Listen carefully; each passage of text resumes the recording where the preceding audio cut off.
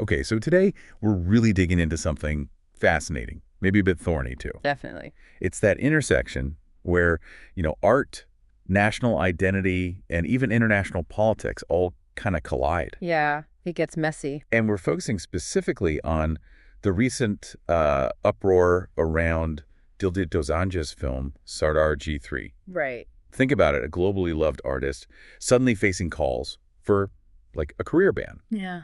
all because of who he cast in his movie. It's pretty intense. So our mission here is to unpack what's really going on, the different sides, and maybe some surprising things that pop up when movies cross these geopolitical lines. Actually a Bollywood project, right? Absolutely.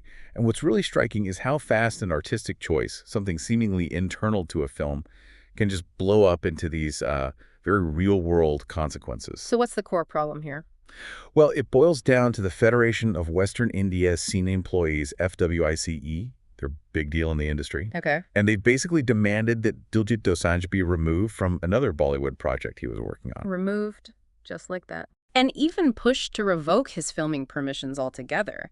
It's not just talk, they have influence. Wow. It's all because he cast Hania Amir, who's a Pakistani actress, in Sardar G3 right when Indo-Pak tensions are high. So this isn't just about, like, bad reviews or something? No. This is a major industry body using its weight.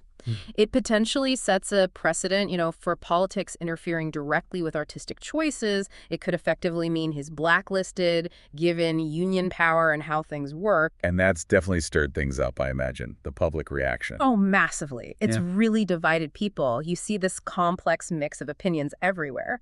So on one side, you must have people defending artistic freedom. Exactly, fiercely defending it, arguing that art, well, it should be above borders, above politics. The whole universal language idea. Precisely that. Creativity shouldn't be shackled by political fights. What are the deeper points they're making? Where people like the veteran actor Naseeruddin Shah. Right. He spoke out quite strongly. He has. He and others like him argue against politicizing art.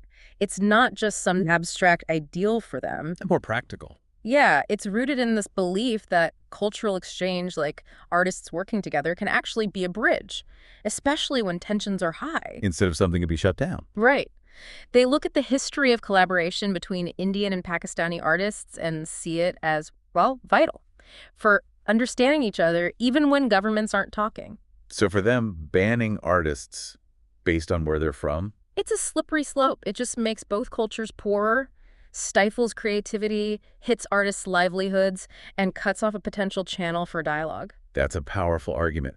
But then there's the other side, the one pushing for national sentiment first. Yes, and they're equally vocal. They're not just saying it lightly, are they? Yeah. Undermining national interests. Yeah.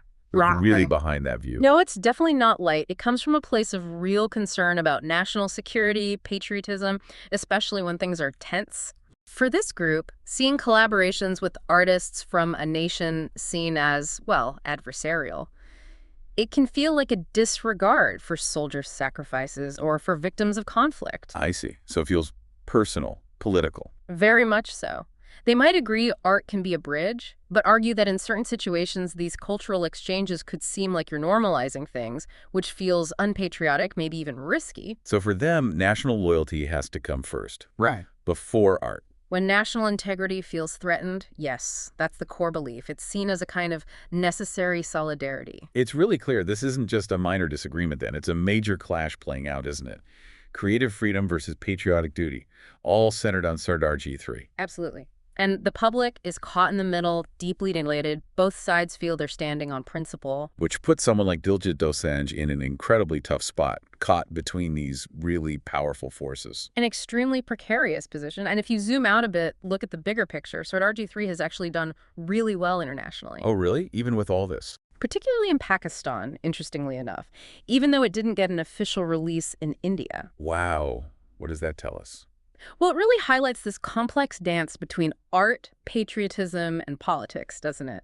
It shows that sometimes cultural demand can just find a way around political walls. So can art ever really stay neutral in these situations? That's the million-dollar question, isn't it? Or is its very power to cross borders what drags it into these nationalist arguments? It really makes you think, doesn't it? How art, maybe because it crosses borders so easily, ends up right in the thick of these debates about nationhood. Exactly. What is its role in a world that's so connected but also so politically divided? A tough question with no easy answers. Indeed. And it leaves you wondering, in this age where culture flows so freely across the globe, can we ever really separate the art from the artist's nationality or the politics of where it comes from? Or is that very power to connect people precisely what makes it such a flashpoint for national identity? Something to chew on for sure.